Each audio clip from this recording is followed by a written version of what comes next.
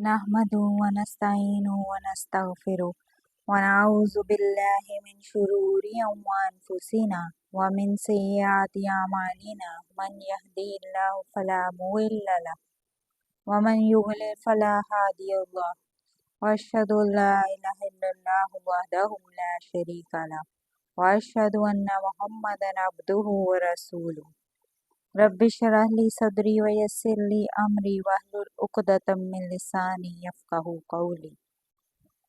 السلام علیکم ورحمۃ اللہ وبرکاتہ۔ امید ہے کہ آپ سب لوگ جہاں بھی ہوں گے خیر و عافیت سے ہوں گے انشاءاللہ۔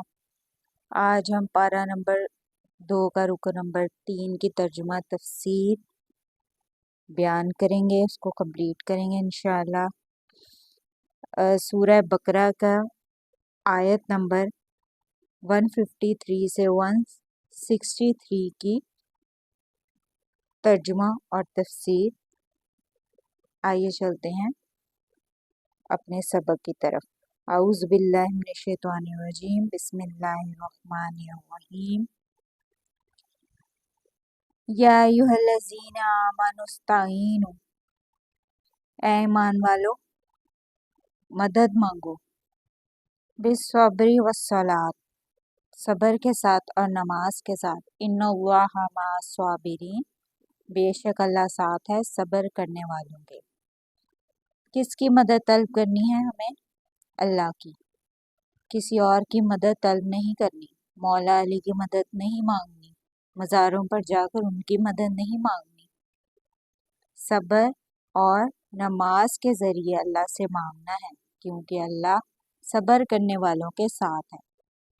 سمپل سی بات ہے کہ جو نماز پڑھے گا وہ اللہ کی مدد کا حقدار ہوگا، اور صبر کرے گا جو، وہ اللہ کی مدد کا حقدار ہوگا۔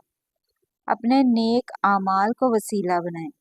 بخاری مسلم کی حدیث میں ہے کہ 3 لوگ غار میں پھنس جاتے ہیں تو وہ اپنے نیک اعمال کا وسیلہ ظاہر کرتے ہیں جو انہوں نے چھپ کر کیے، تو ایک پتھر ہٹ جاتا ہے، پھر دوسرا، پھر تیسرا۔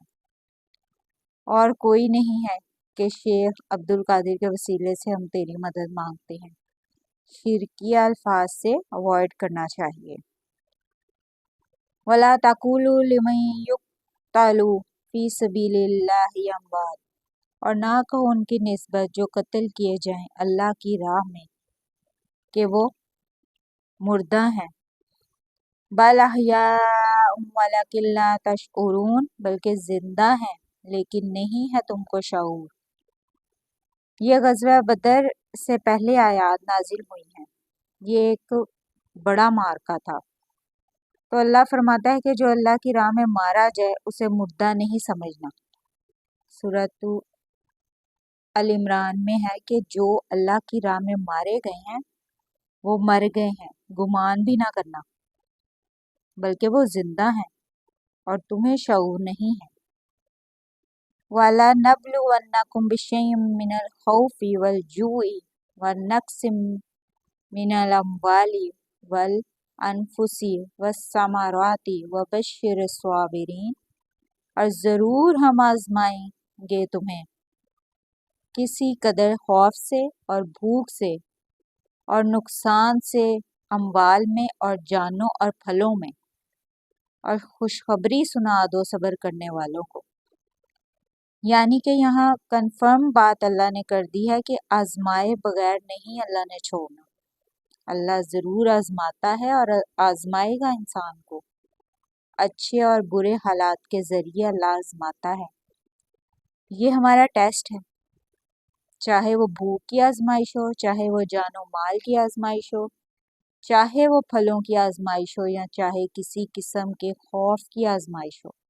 انسان ہر وقت کسی نہ کسی آزمائش سے گزرتا ہے اور ہر وقت اس کا ٹیسٹ چل رہا ہوتا ہے، اور پھر اللہ خوشخبری دے گا صبر کرنے والوں کو جنہوں نے ان آزمائشوں پر صبر کیا۔ الذین اذا اصابتہم مصیبۃ، وہ لوگ کہ جب آتی ہے ان پر کوئی مصیبت، قالوا انا للہ وانا الیہ راجعون، تو کہتے ہیں بے شک ہم اللہ ہی کے ہیں اور بے شک ہم اسی کی طرف لوٹنے والے ہیں۔ اور ایسے لوگوں کو جن کو کوئی پہنچتی ہے مصیبت یا تکلیف تو وہ کہتے ہیں کہ بے شک ہم اللہ کے لیے ہیں اور اسی کی طرف لوٹ کر جانا ہے ہمیں، تو اینڈ صرف موت ہی ہے، تو جو تکلیف آئے گی اس سے بھی اللہ کی طرف ہی جانا ہے واپس، اور ہمیں بھی۔ تو ہر مصیبت پر یہ ضرور پڑھا کریں اِنَّ لِلَّهِ وَإِنَّ إِلَيْهِ راجعون، أُولَئِكَ عَلَيْهِمْ صَلَوَاتٌ مِّن رَّبِّهِمْ وَرَحْمَةٌ وَأُولَئِكَ هُمُ الْمُهْتَدُونَ، یہی لوگ ہیں جن پر عنایتیں ہیں ان کے رب کی طرف سے اور رحمت ہے، اور یہی لوگ ہیں جو ہدایت یافتہ ہیں۔ یہ کون سے لوگ ہیں؟ جن کا یہ رویہ ہے کہ کوئی تکلیف جان و مال میں پہنچے وہ کہے جو اللہ کی مرضی۔ ایک حدیث ہے امام مسلم کی، ابو ہریرہ رضی اللہ تعالیٰ عنہ کہتے ہیں کہ نبی کریم صلی اللہ علیہ وسلم نے مجھے یہ وصیت کی تھی کہ اے ابو ہریرہ، اپنے لیے جو نفع مند چیز ہے اس کے لیے خوب کوشش کرو، پھر اللہ سے مدد مانگو، کاہلی اور سستی نہ کرنا۔ اس کے باوجود اگر تجھے نقصان ہو جائے تو پھر یہ نہ کہنا کہ اگر میں یہ کر لیتا تو یہ ہو جاتا، اگر وہ کر لیتا تو وہ ہو جاتا۔ اگر مگر نہیں کرنا، اگر مگر تو شیطان کا دروازہ کھول دیتا ہے۔ جو نقصان ہوا ہے اس پر صبر کرنا ہے اور کہنا ہے کہ جو اللہ کی مرضی ہے۔ ابو داؤد کی حدیث ہے کہ انسان کے بعض اوقات ایسے گناہ ہوتے ہیں کہ اس کی کوئی نیکی اس کا کفارہ نہیں بن پا رہی ہوتی، تو اللہ تعالیٰ دنیا میں اسے تکلیف میں ڈال دیتا ہے، اور جب دنیا سے اٹھاتا ہے تو پاک و صاف کر کے اٹھاتا ہے۔ ان الصفا والمروہ من شعائر اللہ، بے شک صفا اور مروہ نشانیوں میں سے ہیں اللہ کی۔ یہ دو پہاڑیاں آج بھی مکے کے اندر موجود ہیں، اور حج اور عمرے کے درمیان جب بھی سعی کی جاتی ہے تو صفا اور مروہ کے درمیان 7 چکر کاٹے جاتے ہیں۔ حضرت ابراہیم علیہ السلام کی جو دوسری بیوی تھی حضرت ہاجرہ رضی اللہ تعالیٰ عنہ، جن سے اسماعیل علیہ السلام پیدا ہوئے، انہوں نے اپنے بچے کے غم کے اندر صفا سے مروہ تک جب ان کے لیے پانی تلاش کیا اور کئی چکر کاٹے، اور پھر اللہ نے حضرت اسماعیل کے پاس ایک پانی کا چشمہ جاری کر دیا، اسی کو زمزم کہا گیا، اور اس کا مطلب ہے رک جا، ٹھہر جا۔ ان کی اس یاد کے اندر اللہ تعالیٰ نے اس کو عمرے اور حج کا حصہ بنا دیا۔ یہ اللہ کی نشانیوں میں سے ہے۔ فمن حج البیت او اعتمر فلا جناح علیہ ان یطوف بہما، تو جو شخص حج کرے خانہ کعبہ کا یا عمرہ کرے تو نہیں کچھ گناہ اس پر کہ طواف کر لے وہ ان دونوں کا۔ کچھ گناہ یا حرج نہیں ہے کہ اگر حج اور عمرے کے درمیان ان کی صحیح کی جائے۔ مشرکین عرب اگر یہ صحیح کرتے تھے تو اس کا یہ مطلب نہیں کہ ان کی عظمت ختم ہو گئی ہے۔ جو نئے نیو مسلمس ہیں وہ ان کا یہ سوال ہوتا ہے کہ مشرکین عرب یہ کرتے تھے تو اگر ہم نہ کریں گے تو اس میں کوئی حرج نہیں ہے، ایسا نہیں ہے۔ تو پھر بیت اللہ شریف میں بھی تو 360 بت رکھے ہوئے تھے، رسول اللہ صلی اللہ علیہ وسلم نے آ کر ان کو گرایا اور فرمایا حق آ گیا اور باطل مٹ گیا، تو اس سے کیا بیت اللہ شریف کی عظمت ختم ہو جاتی ہے؟ وَمَن تَطَوَّعَ خَيْرًا فَإِنَّ اللَّهَ شَاكِرٌ عَلِيمٌ، اور جو کوئی خوشی سے کرے نیک کام تو یقیناً اللہ قدردان ہے، سب جاننے والا ہے۔ یعنی صفا اور مروہ کی صحیح کرنا سنت ابراہیمی بھی ہے اور ثواب کا کام بھی ہے، اور بے شک اللہ قدردان ہے اور سب کچھ جانتا ہے، جاننے والا ہے۔ ان الذین یکتمون ما انزلنا من البینات والہدی من بعد ما بیناہ للناس فی الکتاب، یقیناً وہ لوگ جو چھپاتے ہیں اس کو جو نازل کیا ہم نے واضح احکامات میں سے، اور ہدایت کو اس کے بعد کہ جو کچھ کھول کر بیان کر دیا ہم نے لوگوں کے لیے کتاب میں۔ اولئک یلعنہم اللہ ویلعنہم اللعینون، وہی لوگ ہیں لعنت کرتا ہے جن پر اللہ، اور لعنت کرتے ہیں ان پر تمام لعنت کرنے والے۔ اللہ تعالیٰ ان لوگوں پر کتنا غصہ آتا ہے جو لوگوں سے حق چھپاتے ہیں۔ یہود و نصارہ کے جو علماء تھے وہ لوگوں تک سچ بات پہنچنے ہی نہیں دیتے تھے، ان سے حق چھپاتے تھے۔ ایسے لوگ جو حق کو چھپا لیتے ہیں ان پر اللہ کی لعنت ہے، اور ان پر لعنت ہے تمام لعنت کرنے والوں کی۔ الا الذین تابوا واصلحوا، مگر وہ لوگ جنہوں نے توبہ کر لی اور اصلاح کر لی، وبینوا فاولئک اتوب علیہم، اور واضح بیان کر دیا تو یہی لوگ ہیں معاف کر دوں گا میں ان کو۔ وانا التواب الرحیم، اور میں بڑا معاف کرنے والا، بہت رحم کرنے والا ہوں۔ اور جو لوگ توبہ کر لیں اور اصلاح کر لیں اور جو وہ چھپاتے تھے اس کو لوگوں کے سامنے لائیں، ایسے لوگوں پر میں مہربان ہوں گا، یعنی کہ اللہ مہربان ہوگا ان پر۔ اس سے پتہ چلتا ہے کہ اگر کوئی شخص ماضی میں لوگوں سے علم چھپاتا رہا ہو یا علم حاصل کرنے کے بعد اسے آگے نہ پہنچایا ہو، تو اسے احساس ہوا کہ وہ غلطی پر ہے اور وہ توبہ کر لے اور پچھلے بگاڑ کی اصلاح بھی کر لے، اور اس کے بعد جو چھپاتا ہے اسے بھی کھول کر رکھ دے۔ توبہ کی شرط ہے کہ اللہ کے لیے توبہ کی جائے، نہ کہ لوگوں کو دکھانے کے لیے۔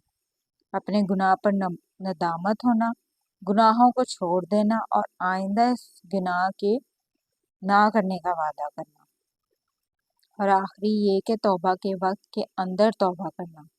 جب موت کا وقت آئے گا تو توبہ قبول نہیں کی جائے گی، یا آخرت کے وقت پر توبہ قبول نہیں ہوگی۔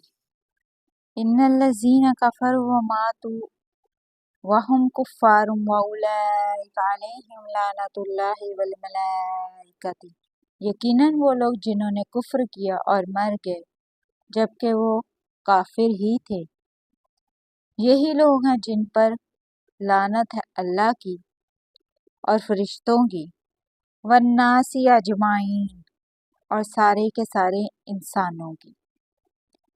پیچھے علم چھپانے والوں پر لعنت کی گئی، یہاں جنہوں نے کفر کیا اور کفر کی حالت میں ہی مر گئے ان پر بھی اللہ نے لعنت کی۔ جو شخص زندہ ہو اس پر لعنت نہیں کرنی چاہیے جب تک اس کے جرم پر اس کا اینڈ نہ ہو۔ اللہ کے علاوہ فرشتوں، لوگوں اور سب کی بھی ان لوگوں پر لعنت ہے۔ مسلمان اور ایمان والے تو لعنت کر ہی رہے ہوں گے، کفار بھی بعض ان میں سے ان پر لعنت کر رہے ہوں گے۔ جہنم میں جب ایک جماعت داخل ہوگی ان کی، تو جب دوسری آئے گی تو پہلی دوسری کو لعنت کرے گی۔ سو کفر کی جتنی بھی قسمیں ہیں وہ انسان کے لیے وبال جان ہے، لعنت ہے، اور لعنت اللہ کی رحمت سے دوری ہے۔ خالدین فیہ لا یخفف عنہم العذاب ولا هم ینظرون، ہمیشہ رہیں گے وہ اسی میں اور نہ ہلکا کیا جائے گا ان سے عذاب اور نہ انہیں مہلت ملے گی۔ وہ ہمیشہ جہنم میں رہنے والے ہیں، ان سے عذاب ہلکا نہ کیا جائے گا، ایک لمحہ بھی ان کو سانس لینے کی مہلت نہ ہوگی۔ وہ لوگ جو آگ میں جا چکے ہوں گے اور جہنم کے داروغہ سے کہیں گے، اس کا نام ہے مالک، اپنے رب سے دعا کرو کہ ہمارے عذاب میں ایک دن کی کمی کر دے۔ وہ کہیں گے کہ کیا تمہارے پاس ہمارے رسول کھلی نشانیاں لے کر نہیں آئے تھے؟ جہنم والے کہیں گے کہ ہاں آئے تھے، تو وہ کہیں گے کہ اب تم خود ہی دعائیں کرو، اور کافروں کی دعا بھٹک جائے گی، یعنی کہ قبول نہیں ہوگی۔ وَإِلَٰهُكُمْ إِلَٰهٌ وَاحِدٌ لَا إِلَٰهَ إِلَّا هُوَ الرَّحْمَٰنُ الرَّحِيمُ، اور تمہارا معبود ایک ہی معبود ہے، نہیں کوئی معبود سوا اس کے، بڑا مہربان نہایت رحم والا ہے۔ تم سب سے مراد تمام انسان۔ تمہارا حقیقی معبود صرف اللہ ہے۔ تم نے خود ہی کچھ نام رکھ لیے چیزوں کے اور ان کو خدا بنا لیا کہ یہ بھی خدا ہے اور یہ بھی خدا ہے۔ ان کی حقیقت تو کچھ نہیں ہے۔ یہ تم نے اور تمہارے باپ داداؤں نے غلطی کی۔ اللہ کے سوا کسی کو مت پکارو۔ الہی بس وہ ایک ہی ہے جس کے سوا کوئی الہی نہیں، کوئی معبود نہیں۔ وہ کون ہے؟ جو رحمان اور رحیم ہے، وہ ہے اصل میں الہی۔ اللہ کا تعارف ہی الرحمن اور الرحیم سے قرآن کے سٹارٹ میں بتا دیا گیا تھا۔ اللہ تعالی ہم سب کو قرآن سیکھنے اور دوسروں کو علم سکھانے والا بنا دے، ان تک پہنچانے والا بنا دے۔ آمین برحمتک یا ارحم الراحمین۔ السلام علیکم ورحمۃ اللہ وبرکاتہ۔